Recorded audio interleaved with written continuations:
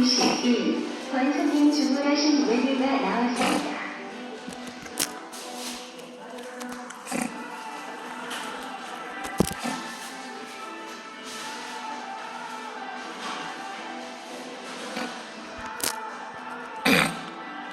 오늘도 우선 주문한 커피를 마시고 나서 시작을 하겠습니다.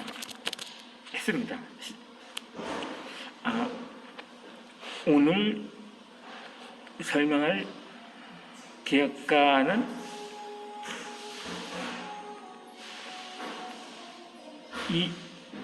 이에 앞서서 당시 개혁을 상징하는 실록 중에 하나는 이 경국대전이라는 성종이 15년에 완성이 되었는데 이의 편찬의 의미를 다음과 같이 평가했습니다.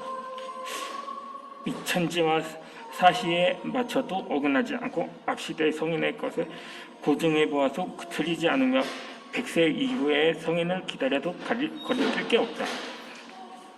지금으로부터 성자 신손이 모두 이 성원을 거스르거나 잊지 않고 따른다면 우리의 국계 문명 정치가 어찌 한갓 두 나라의 융사함에 견줄 뿐이겠는가. 억만년 무궁한 왕업이 마땅히 더욱 유구하고 위장할 것이다. 이 건국 이후에 조선은 두 차례에 걸치는 왕자의 난도 가깝고 숙부세조가 조카 단종의 왕위를 탄착했던 제후경난도 치렀었습니다. 이 건국 100년의 역사는 파란의 영석이었지만 조선은 장랑의 왈중에서 정치 체제의 기틀을 잡아갈 수 있었던 것입니다. 따라서 경국대전은 조선의 정치 제도화의 결정판이었고 부대 임금 이혈은 그 업적의 주역인을 인정받아서 성종이라 청해졌던 것입니다. 물론 성군이었기 때문에 성종이라 불리진 않았을 것입니다. 물론 나름대로 성군이었다고 말할 수도 있지만 한편으로는 좀 절제를 하지 못했던 군주로도 평가를 받기도 했죠.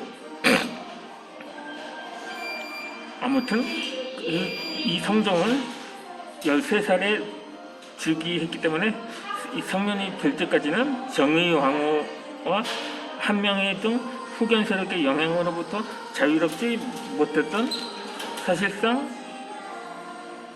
허수아비 신세에 다름이 없었던 거죠.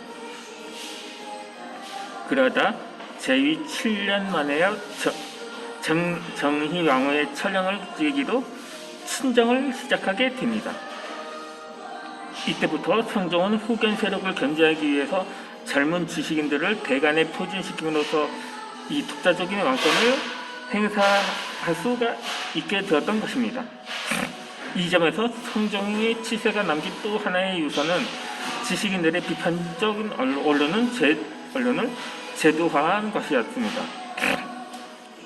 하지만 성취가 클수록 성공의 그림자도 넓고 짙은 법이었죠.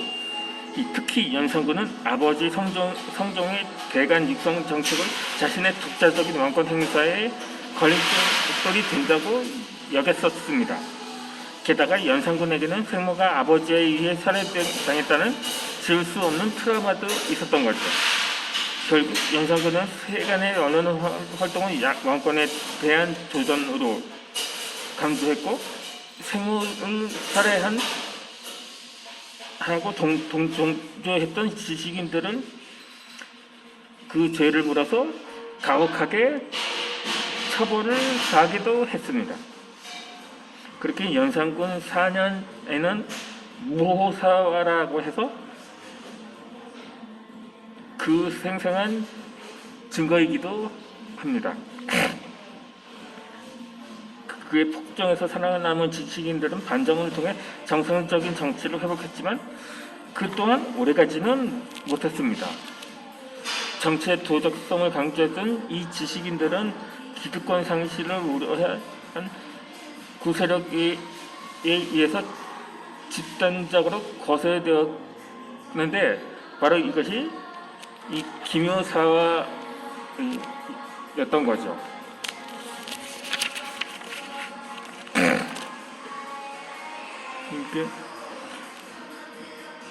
그리고 또 세력 기반 확충을 위해서 왕권과 결척하는 과정에서 지식인 집단 내부의 분열도 발생하곤 했었습니다. 16세기는 한마디로 정상적인 정치가 작동하지 않았던 정치 실종의 시대이기도 합니다. 그 시대를 살았던 지식인들은 자신의 존재 이유를 일상윤리의 실천에서 찾게 됩니다. 그렇게 남다른 효행으로 문명에서 종사된 정학창과 수학의 가르침을 평생 실천한 김광필의 경우가 그 대표적인데, 오늘 첫 번째 영상은 바로 이 정학창에 관한 에 대해서 설명을 드리고자 합니다. 원래 정학창은 당대의 소문난 효자이기도 했습니다. 그러다 보니 훗날 그는 충신으로서도 역할을 할 수 있었던 거죠. 역시 이 개혁가들은 대부분 공통점이 있는데 시 한 편을 남겼다는 것입니다. 바로 이 정학창도 이 부모의 은혜를 시로 읊었는데 이를 읽어드리도록 하겠습니다. 물론 거기 사자성어를 주합해서 시를 지었거든요. 아버지 나를 낳으시고 어머니 나를 기르시니 나를 어루만지고 나를 길러주시며 나를 자라게 하고 나를 키워주시며 나를 돌아보고 다시 나를 돌아보시며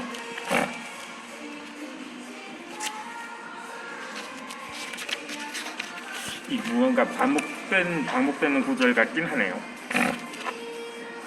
드나들된 나를 가슴에 품으시니 그 은덕 갖고자 할진대 하늘처럼 다함이 없도다.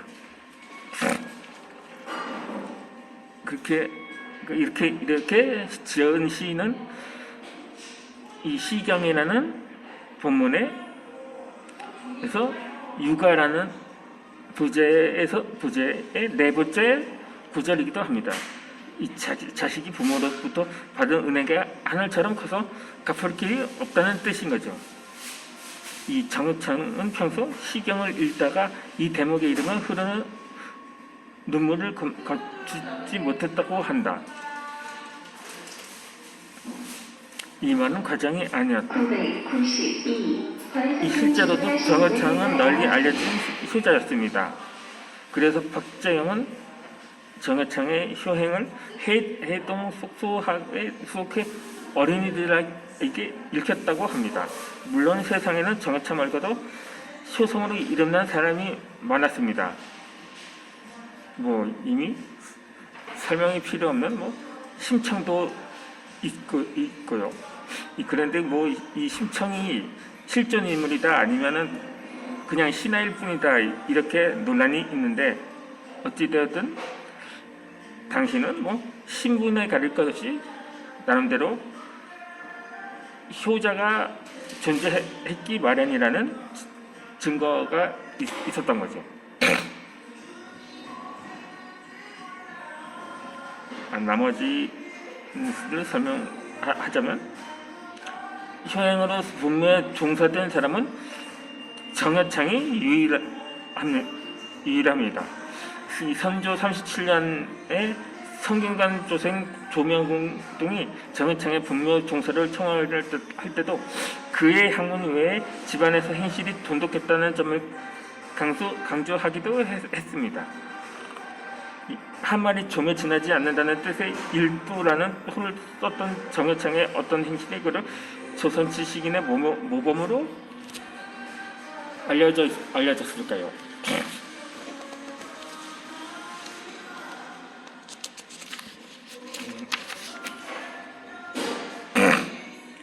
정해창은 아버지 정유글과 어머니 최씨 사이의 장남으로 경상남도 함양에서 태어났습니다. 이 여창이라는 이름은 정유글이 의주 통판으로 부임했을 때 마침 의주에 당도했던 명나라가 사신 장량에게 부탁해 받은 이름이었습니다. 그러니까 마찬가지로 금수저였던 거죠. 그럼에도 불구하고 효성이 지극했다는 것입니다.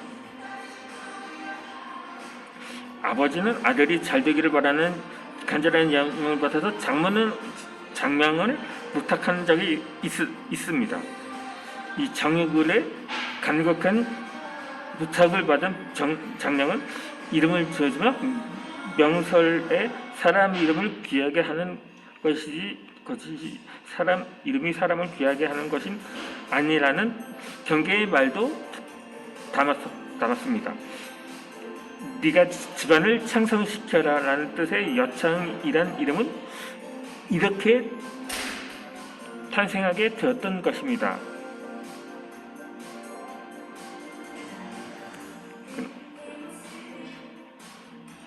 이제 이어지는 영상에서 정해창의 그렇게 성장 과정에 대해서 설명을 해드리도록 하겠습니다.